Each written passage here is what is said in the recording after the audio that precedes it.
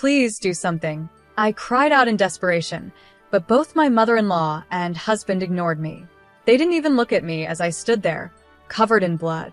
They seemed more worried about the scary dog that had bitten me and whether the floor was dirty. Left with no choice, I called an ambulance myself and was taken away alone. I couldn't stop crying during the ride to the hospital. After a while, my husband called. He was yelling in a panic. "Hey, turn the ambulance around. My mother is." My name is Julie Andrews, and I'm 37 years old. 5 years ago, a friend dragged me to a mixer, a social gathering with civil servants. She insisted, "Julie, you're coming, right?" That's where I met my husband, Scott, who is 5 years younger than me. My dad is a judo instructor and my mom teaches physical education. I grew up in a family that was all about sports, with 2 older brothers who all have black belts in judo. This made me a bit of a tomboy. Scott, on the other hand, was completely different. When we first met, his shirt buttons were mismatched, and he stumbled over his words during the toast. He was a nice guy, not a bad person at all, but he seemed to try hard and still couldn't get things quite right. I found this side of Scott sweet, and it brought out my caring side. We went on a few dates, and it was actually me who suggested we start dating. Scott had a way of calming my naturally short temper. Before I knew it, I started thinking I wanted to be with him forever. On the first anniversary of our relationship, I proposed to him. I said, "I'll take care of you for the rest of your life, so let's get married." Tears filled his eyes as he replied, "Julie, that's supposed to be my line. Thank you for everything. Let's continue to take care of each other." And that's how we decided to get married.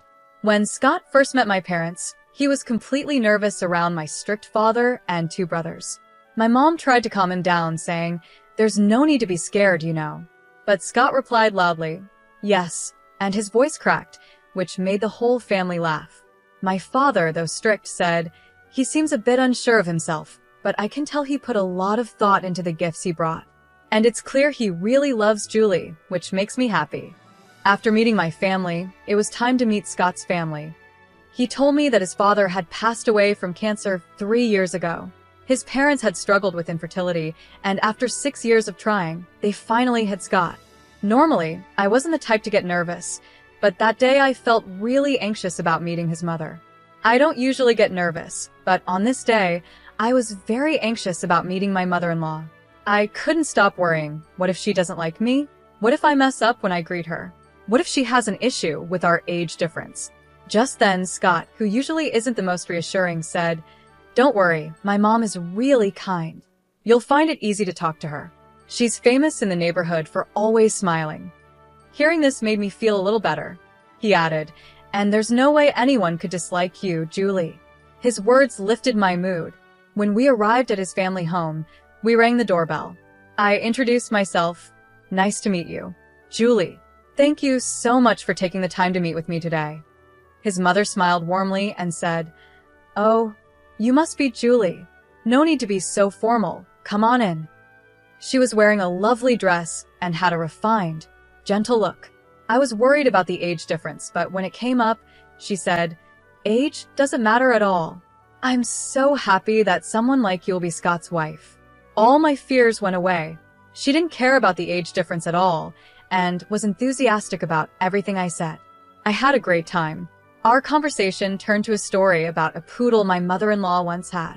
She showed me a picture and said, "Isn't it adorable? I had this dog when I was in elementary school. It was such a friendly and smart dog, but it passed away when it got older." Then my husband added, "Mom, Julie isn't really fond of dogs." Shirley seemed surprised and said, "Julie, you don't like dogs?" I explained, "Yes, actually. Even though I'm a bit of a tomboy, I'm afraid of dogs.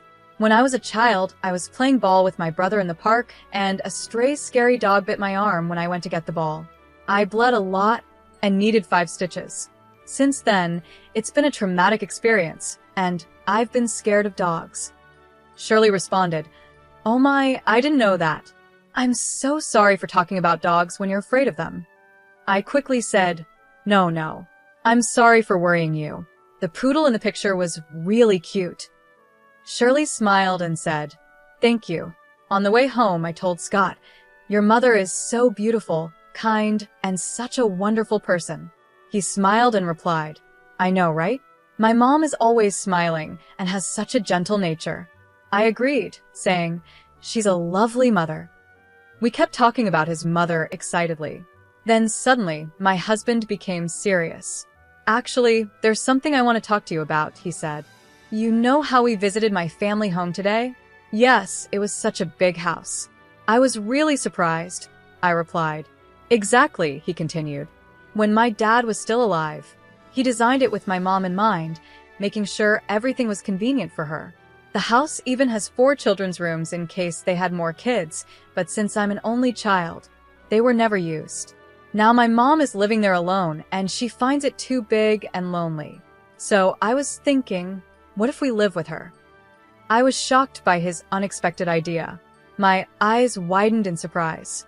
It's true, the house was really big, and my mother-in-law kept it spotless.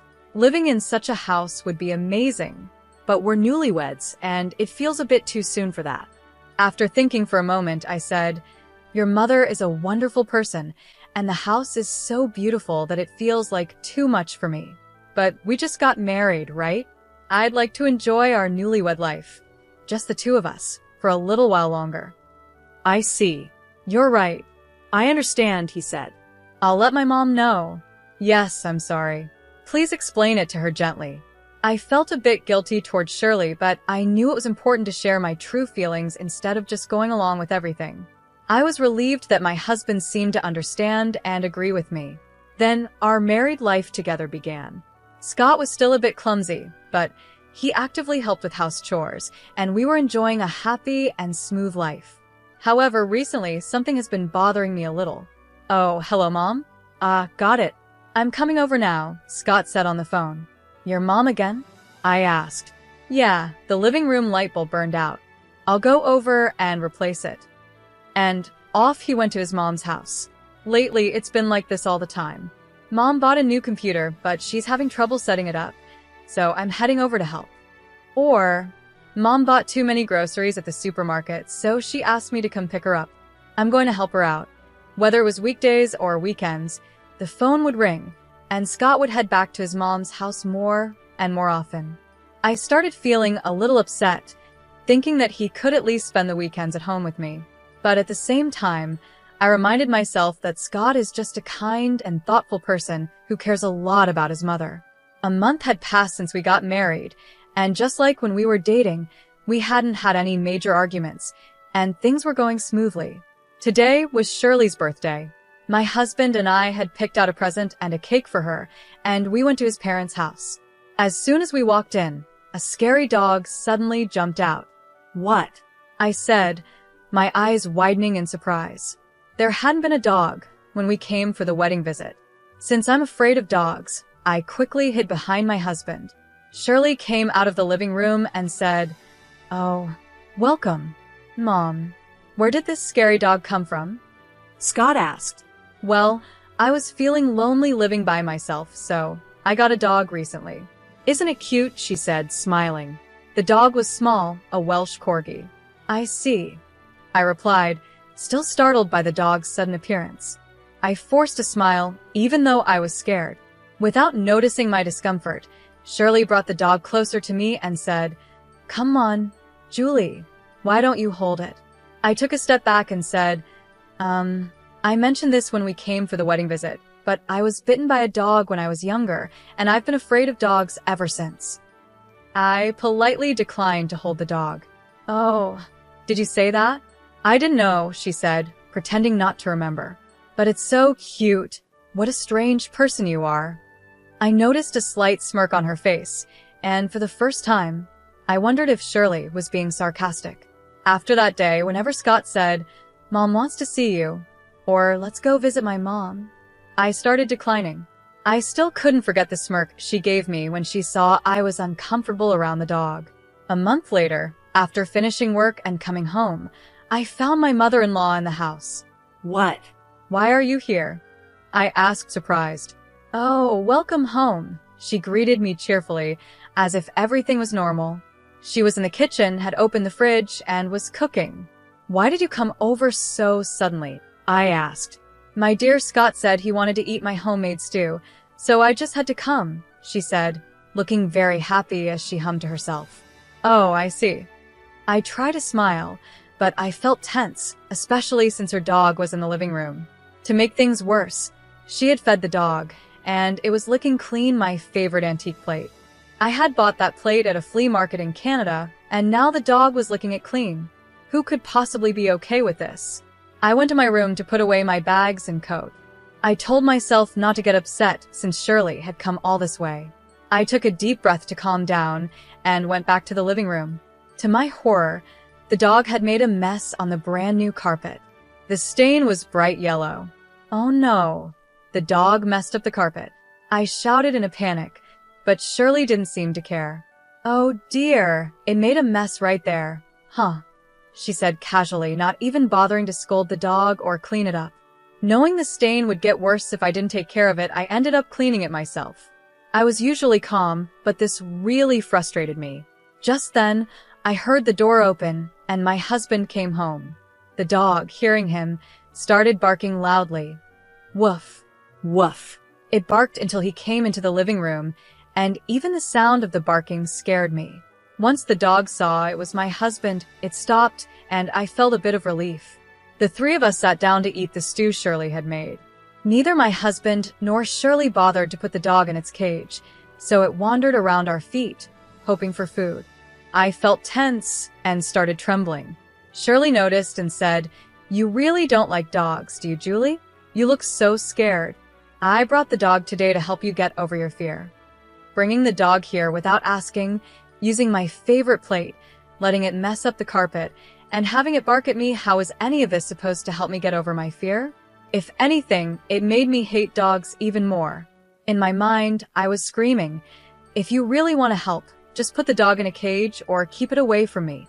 But my husband didn't notice my discomfort at all. "Mom is so kind. She's really trying to help you, Julie," he said. I couldn't believe it. How was this kind?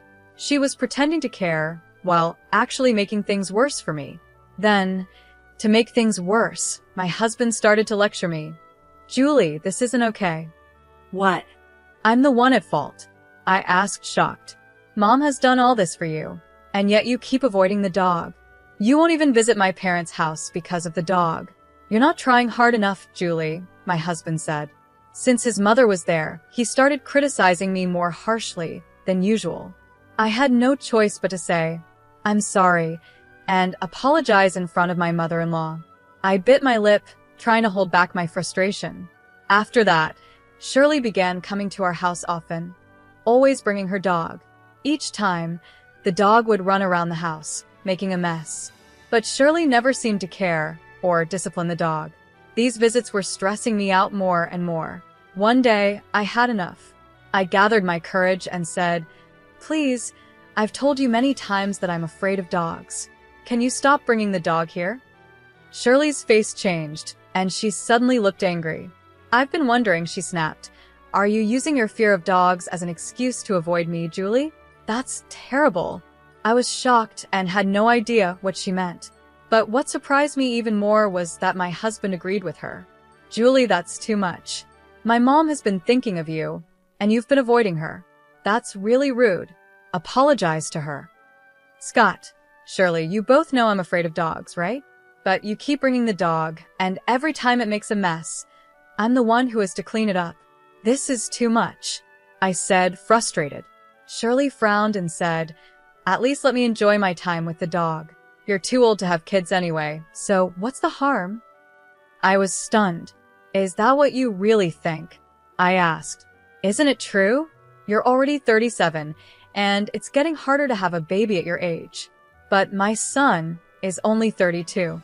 He has his whole future ahead of him, but now he's stuck with an older, arrogant wife," she muttered. This was the same woman who once told me age didn't matter. Hearing her true feelings shocked me. I couldn't bear to have her around any longer, so I said, "Please, don't come here again." My eyes filled with tears, and maybe because of that, Shirley got even more upset. "How dare you? You really are an arrogant wife," she shouted before storming out with her dog. From that day on, I started feeling more and more resentment toward both my husband and Shirley. Ever since my husband defended her and blamed me, things between us had been tense, and we barely spoke to each other anymore. 2 weekends, my husband came to me with a serious look on his face. "Julie, I'm sorry," he began. "I was wrong too. I should have thought more about your feelings," Scott said. I felt relieved, thinking he finally understood how I felt. But then he added, "Let's go apologize to Mom now." "What? Why should we do that? Was I wrong that day?" I asked, confused. "It's not about being right or wrong. Don't make Mom angry. "Just apologize, please," he said. In the end, my husband didn't understand anything. He didn't care about my feelings at all. He took me to his parents' house against my will. When we got there, Shirley was waiting for me, hands on her hips. Shirley, I'm sorry about the other day," I said, as my husband had told me to, just to calm her down. But then she said, "I'll forgive you if you hold the dog." That was it. I realized I couldn't reason with her. I had apologized, even though I wasn't wrong, and I had tried to meet her halfway many times. And this was her response? As I've said before, I can't do that, I replied firmly, keeping my cool. Shirley got angry and forcefully pushed the dog toward me. "Ah!" I cried out and instinctively pushed the dog away. But my scream startled the dog, and it bit my hand. It hurt so much, and my hand was quickly covered in blood. "Please do something," I begged my husband and Shirley. But Shirley just said, "Well, anyone would be scared by such a loud noise." Poor thing, focusing only on the dog. To my shock, my husband was more concerned about whether the floor was dirty. Neither of them cared about me. I felt disgusted. Meanwhile, my hand kept bleeding, and I had to shoo the dog away myself. I decided to call an ambulance. When the ambulance arrived, Shirley scoffed, "Oh, come on. You're being so dramatic over a dog bite," looking at me with a mocking expression. My husband, even as the ambulance showed up, didn't change. He was still checking the floor. Ignoring both of them, I got into the ambulance, pressing my bleeding hand. I was filled with anger, pain, and sadness. I couldn't stop crying as I sat alone in the ambulance. For some reason, my husband called me while I was being taken to the hospital. I thought maybe he was finally worried about me, so I answered the phone. But instead, he said, "Mom got bitten by the dog. You're still nearby, right? Tell the driver to come back to our house." Hearing those words, I felt my feelings for my husband start to disappear. I didn't care anymore what happened to him or his mother. Let them deal with it on their own. I quietly hung up the phone. When I got to the hospital and the doctor checked my wound, he said it was deeper than expected and I would need to stay in the hospital. Since I wasn't ready for this, I called my parents and asked them to bring some things for me. After a while, my parents arrived. "Julie, are you okay?" they asked, their faces full of worry as they looked at me lying in bed. "I'm sorry for making you worry. It still hurts a little, but I'm okay for now," I replied. "I see. When we heard you were taken to the hospital, we were really worried." "What happened?" they asked. I told them everything about how my mother-in-law and husband had acted. My mom hugged me and said, "You did well." I had been feeling so alone, but just being able to talk to them made me feel better. However, my dad was furious after hearing the story. "I will never forgive them," he said angrily. He looked like he was about to explode with rage. The next day, my husband called. Scott was also furious. "What the hell is going on? The police just showed up at our house, and now my mom is being questioned." "I don't know. Maybe the hospital reported it. They asked me how I got hurt, so I told them it was your mom's dog that bit me." "What? What if my mom gets arrested? This is your fault for being careless in the first place." "Yeah, I figured you'd blame me," I said, "but I don't care anymore. Actually, there's something I've been meaning to tell you. Let's get a divorce." "What?" "We've only been married for 4 months. Getting divorced so soon? Everyone at work and our family will laugh at us. It's embarrassing." "I'm not divorcing you," he said angrily and hung up the phone. 2 weeks later, I was discharged from the hospital. My parents came to pick me up, and I decided to go back to their house with them. After that, I talked to a lawyer about the divorce and asking for alimony from my husband since there was no way to reason with him. Even though my husband kept calling me, I ignored all his calls. Eventually, after missing another call, I got a text message from him saying, "I'm at the cafe near your parents' house. You better come." If he really wanted to talk, he could have come to the house, but he didn't. It was clear he didn't want to face my parents. With no other choice, I went to the cafe. The first thing my husband said was, "I'm not getting a divorce. I don't care what you want. I am getting a divorce. There's no way I want to stay with you or your mother after everything that's happened." I replied, "Don't speak badly of my mother. This is your fault. You avoided my mom because you said you were afraid of dogs, and the dog bit you because you screamed," he said, continuing to lecture me. Just then, my father and 2 brothers arrived at the cafe. Before coming, I had told my father about the message from my husband, and he had called my brothers to come along. Surrounded by 3 large men who practiced judo, Scott's voice shook as he said, "Oh, father-in-law, brothers-in-law." The way he cowered was almost funny. My father spoke up, "How dare you hurt my daughter? Our sister wants a divorce. You're going to give it to her, right?" They all stared at him with intense eyes. Terrified, Scott stuttered, Yes." My father and brothers kept pushing him until he finally agreed to the divorce and to pay alimony. I handed him the divorce papers I had already prepared and said, "Sign these. We're getting divorced." Reluctantly, my husband signed the papers and I left the cafe. Thanks to the support of my father and brothers, I successfully divorced my husband and received alimony from him. My lawyer also demanded compensation from my former mother-in-law for my injuries, and I got alimony from her as well. Later, I heard that my ex-mother-in-law had been questioned by the police about the dog bite. She got a strict warning and had to give up the dog. Apparently, she spoiled the dog so much that it started thinking it was stronger than humans. After it bit me, it also bit her, and she ended up with a broken wrist. Now, she's living uncomfortably with limited use of her wrist. My ex-husband moved back to his parents' house. With his mother unable to use her wrist properly, she would ask, "Scott, can you help with the laundry? Can you cook for me?" But since Scott had never done housework before, he couldn't do anything on his own. This caused constant fights between them, with my ex-husband blaming her, saying, "It's your fault this happened in the first place." They began arguing regularly. Meanwhile, rumors spread among his relatives and coworkers that he got divorced because he treated me badly. His pride was hurt, and well, it served him right. I was the one who started those rumors. While I was in the hospital, I shared the story with one of his coworkers whose contact info I had. This coworker was known for loving gossip, so I purposely told them. It worked perfectly. The coworker spread the word about my ex-husband's behavior, calling him abusive, a mama's boy, and someone who had been divorced. It made him an easy target at work, and honestly, he deserved it. With the support of my parents and brothers, I'm now living a happy life. How did you like this story?